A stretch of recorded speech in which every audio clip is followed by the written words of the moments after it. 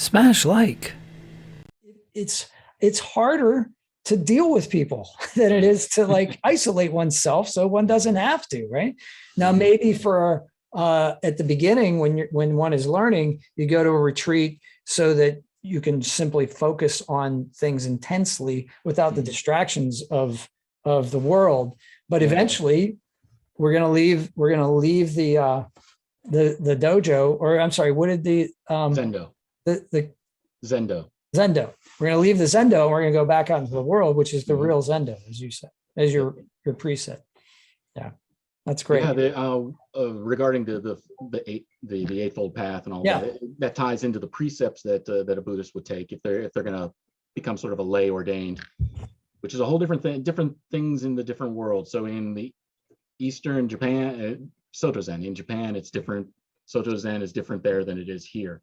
And we can talk a little bit about that, but basically the precepts that you take are paralleling the Eightfold Path, basically saying, I'm going to refrain from killing. I'm going to refrain from doing this. I should refrain from doing that. The idea, and you're saying I'm going to refrain from it, isn't mean it doesn't say, boom, it's going to be done. It's more, we were instructed that each Buddhist has to look at that and say, how am I going to do that in my life? How am I going to implement not killing? Some people like take it to extremes, and the Jainists don't step on bugs.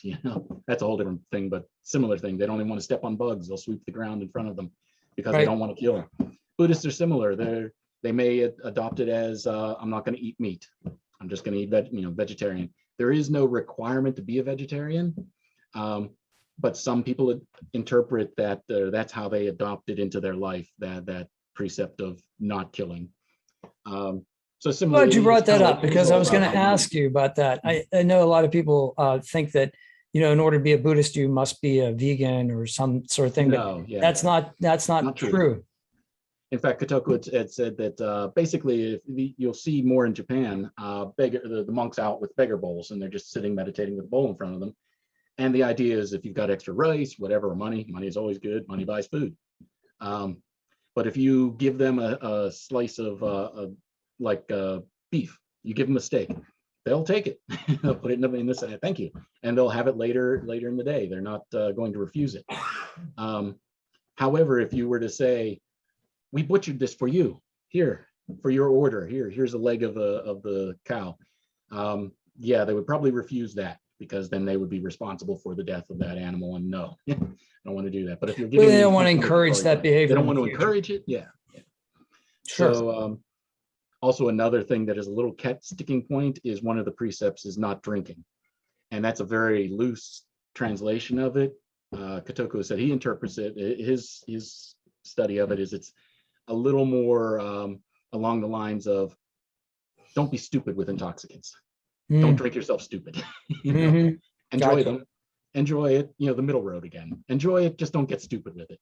So it's more about gluttony. More about gluttony. Don't be a glutton with it. Right? Okay, that makes sense. Gotcha.